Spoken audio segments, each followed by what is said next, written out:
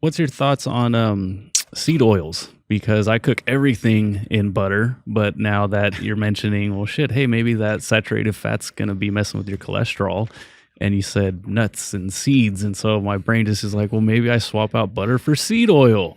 I want to see what you have to say about that. Those are polyunsaturated fats, right? Are we really going here? There's another hours later. There's another one of those questions. Trying to get me killed. Yeah. Oh, the comments are going to be good. First of all, I am not paid by Big Canola or... Are you sure? Let me just check the podcast. Do I have to check in there? I wish I was. Yeah, Big Canola. I can... my website's theproof.com and there's a contact page on there. I had a 4-hour debate on the show I hosted with Dr. Matthew Nagra and Tucker Goodrich. Yeah. Yeah, and I that was interesting. I moderated that. And then following that, and even prior to that, to prepare, I've kind of deep dived a lot of this research. The large meta-analyses that we have, so Cochrane Review, which looks at pulling together different clinical trials that are comparing the consumption of saturated fats to polyunsaturated fats. And in these trials, the polyunsaturated fats typically are seed oils. These meta-analyses, this Cochrane one in particular, shows a 21% reduction in cardiovascular disease risk when you swap calories from saturated fats for polyunsaturated fats. And I think the LA Veterans study within that is probably the strongest study in terms of study design, and they showed significant reductions in cardiovascular disease risk. We see the same thing play out in observational studies, whether it's studies like the Nurses' Health Study that Walter Willett heads up, again, swapping calories from saturated fats for polyunsaturated fats that are mostly linoleic acid, which is the omega-6 rich in seed oils. We see reduction in cardiovascular events. And then some really damning evidence, to kind of put the nail in the coffin here, is there are observational studies that are not just relying on a dietary survey. They certainly do a food frequency questionnaire, but they also will look at blood work from a percentage of their subjects to make sure that the questionnaires are lining up with what they're saying. And you can look at the omega-6 content in your blood and also stored in adipose tissue. And you can see how do people with higher levels of omega-6 in circulation and in their adipose tissue, how do they fare long-term with regards to cardiovascular disease risk compared to people with low levels of linoleic acid? The body doesn't make linoleic acid. It's an essential fatty acid. So if there's omega-6 in your fat cells, you ate it. You can't lie about this, right? So this is the perfect lie detector. Let's just actually look in their body and see how much omega-6 is there. People with higher levels of linoleic acid in adipose tissue and in circulation have lower risk of cardiovascular mortality and total mortality. So we step through all of those different types of evidence, and I find it hard to demonize seed oils. I think the confusion arises simply because seed oil consumption's gone up and people see obesity's gone up and health has deteriorated from a metabolic health point of view. But the consumption of ultra-processed foods has gone up at the same time. So it's hard to kind of say, okay, people are eating more cookies and cakes and biscuits and all these packaged foods. It must be linoleic acid. It might be that linoleic acid is found in those foods, but they're also rich in added sugars. They're low fiber, low water, low protein. They have all sorts of other additives in them. So I find it incredibly hard with all of that research to kind of say linoleic acid or seed oils are poison. I understand that when people look at the manufacturing process, they might think, well, that's not natural. But then that should create a hypothesis, which is that's not natural, that's got to be bad for us. And then when we step in and look at the research and it's telling us the opposite, I think we have to kind of take notice of that. What about when it's cooked? Does that change it quite a bit? Like, don't we have trans fats, things like that? Certainly reheating. So if you're in a deep fryer and you're heating it over and over and over. But I would say that the vast majority of the omega-6 that ends up in these people's fat cells is from cooking. They're cooking with it. So I'm not concerned by cooking at routine temperatures with these oils, but I wouldn't reheat them. I definitely think deep frying is just a bad idea across the board. And when you are reheating them, you will increase trans fat formation, which I think everyone agrees is not a great idea. This episode is proudly brought to you by 38 Terra.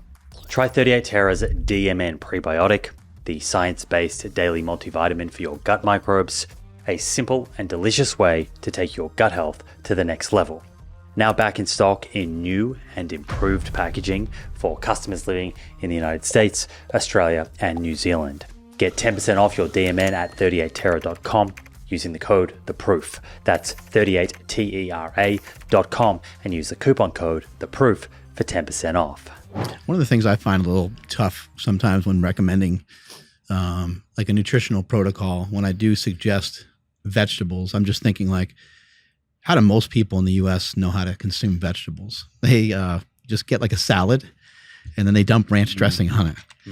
And if you dump like ranch dressing or you have something like a Caesar salad, you're looking at like 20 or 30 grams of fat a lot of times, unless you're really paying attention to kind of how much you're using.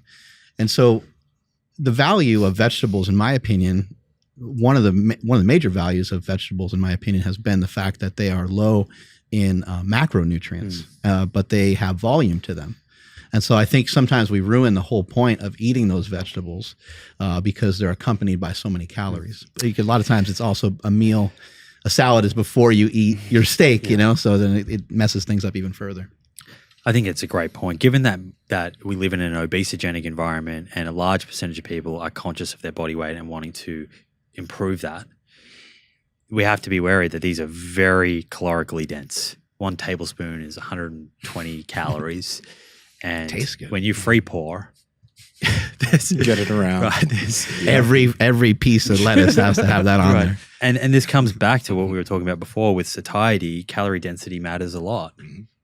So I completely agree with that. I think that we don't have to demonize these seed oils or any oils, but we should also just be conscious of their place in our diet depending on our goals. And if our goal is weight gain, we might want to lean into them more. But if our goal is weight loss, then we should certainly not be dousing our food in them. How do you usually recommend people kind of start out and prepare some foods? And what do you usually suggest as a starter?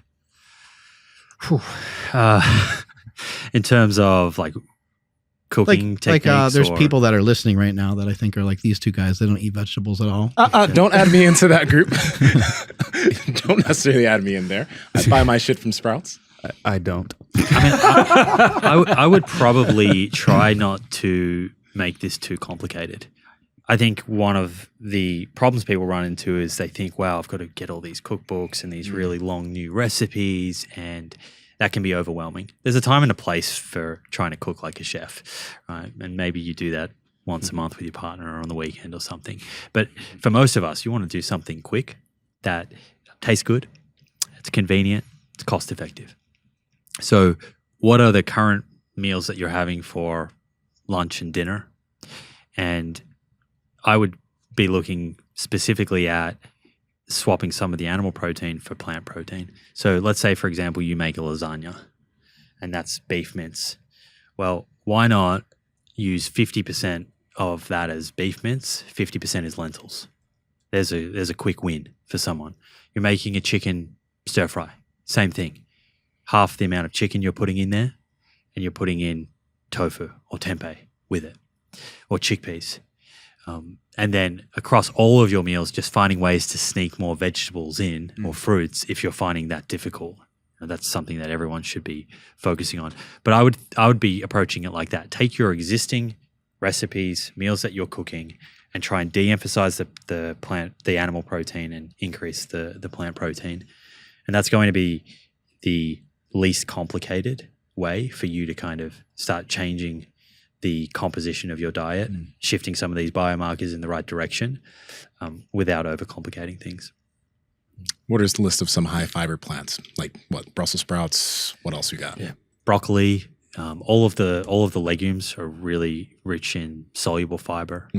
In particular, you'll get a little bit in whole grains. So having variety of different whole grains if you eat those foods.